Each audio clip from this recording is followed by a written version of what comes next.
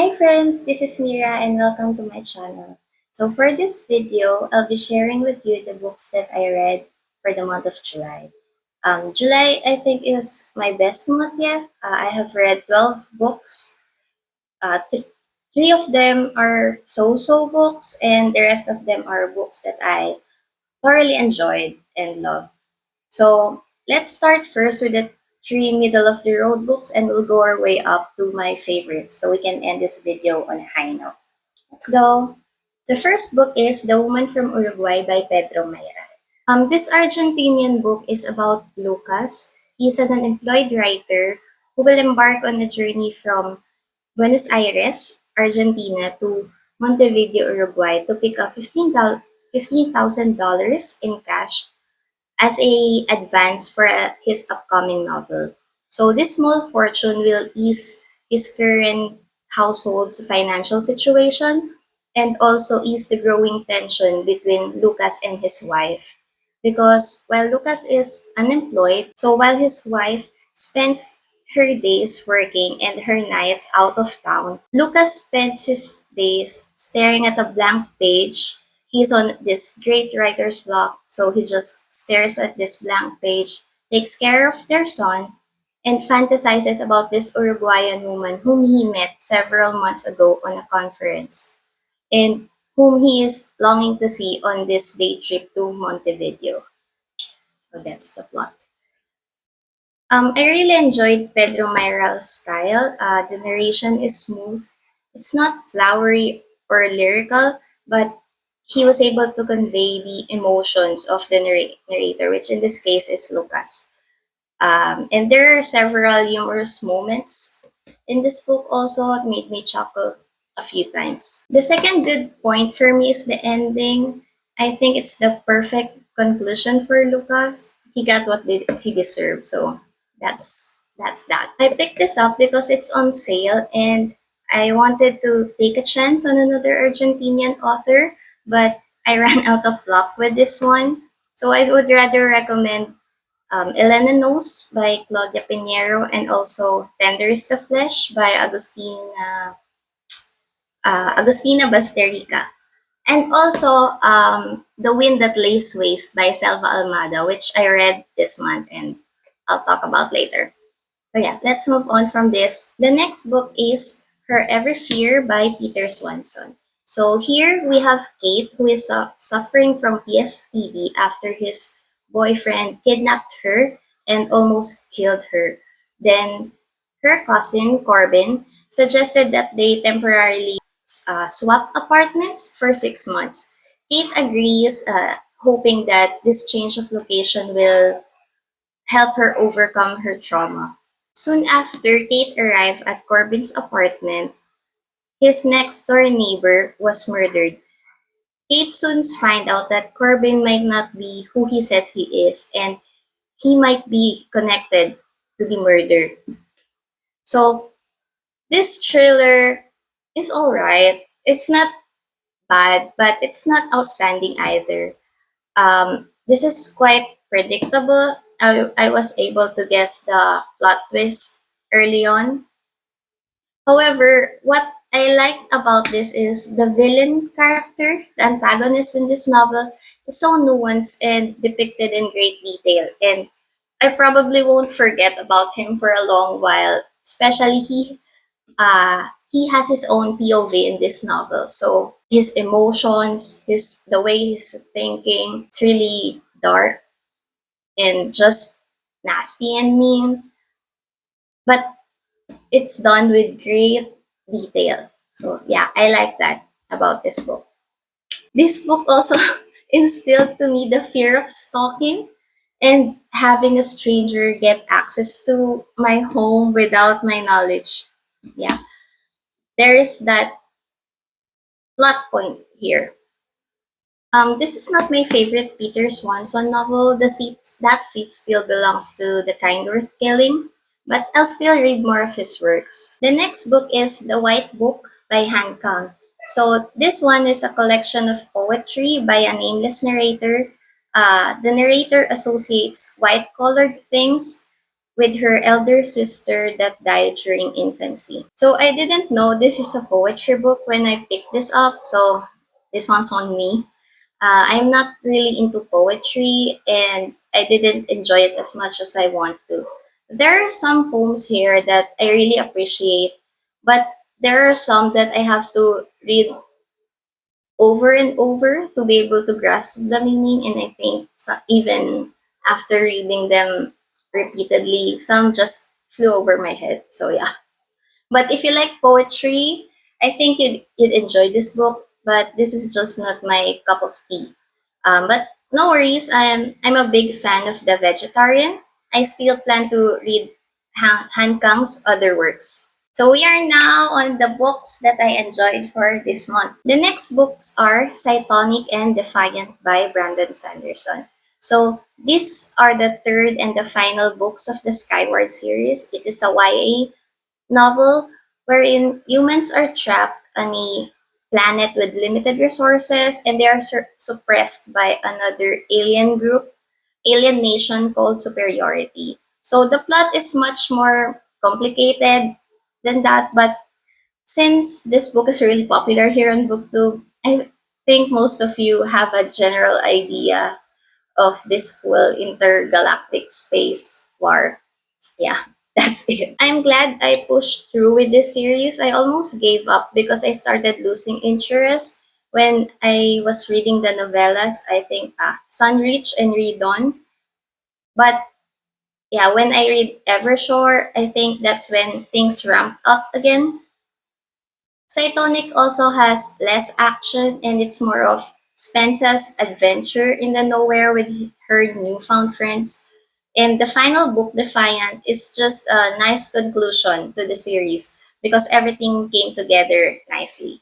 This book is for you if you like science fiction, a story set in space, humans living in another planet, planet hopping, interplanetary wars, cute and some not so cute alien life, smart ass, AI robots.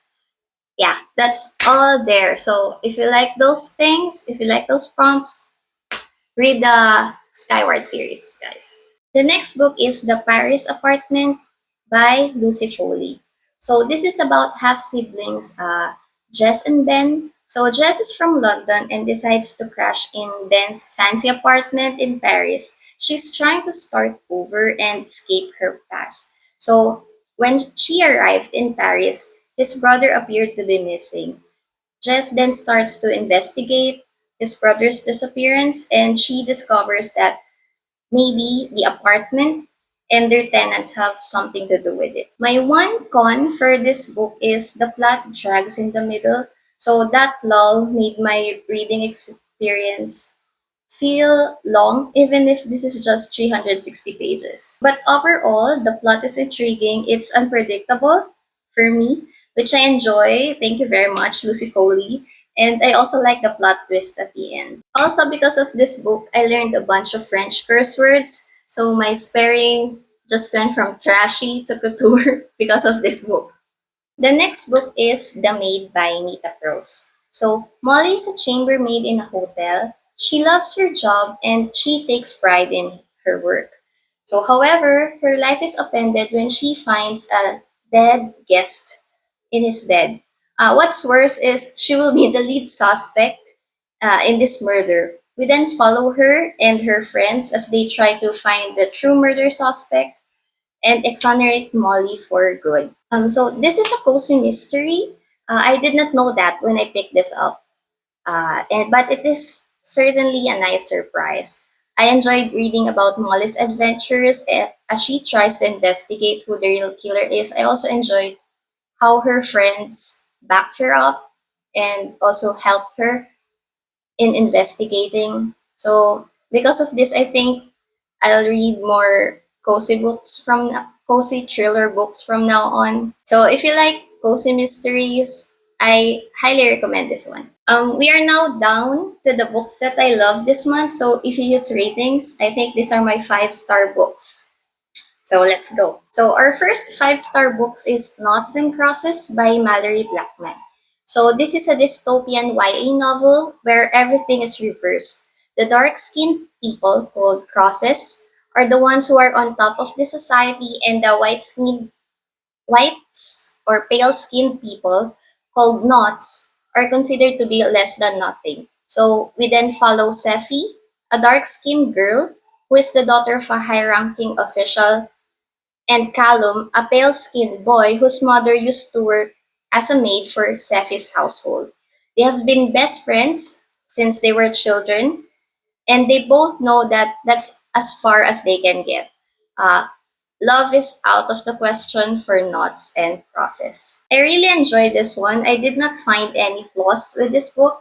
If I had read this when I was a teenager, this is something young me would have obsessed over.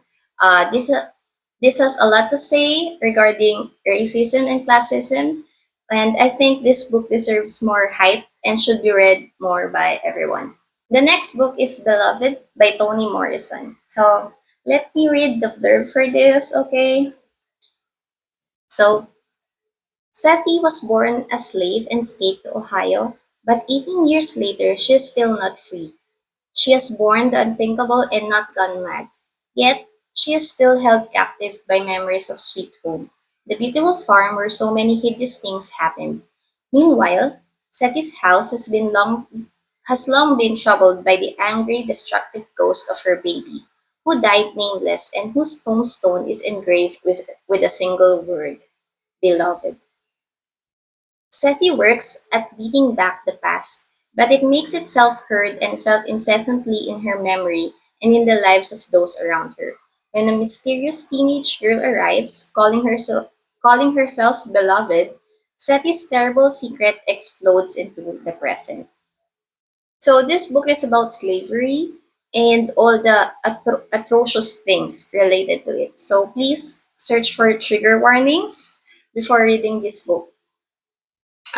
My only con for this is the writing style. Toni Morrison wrote this using the stream of consciousness, and I was never really a fan of that. So it's not her fault, it's her artistic choice.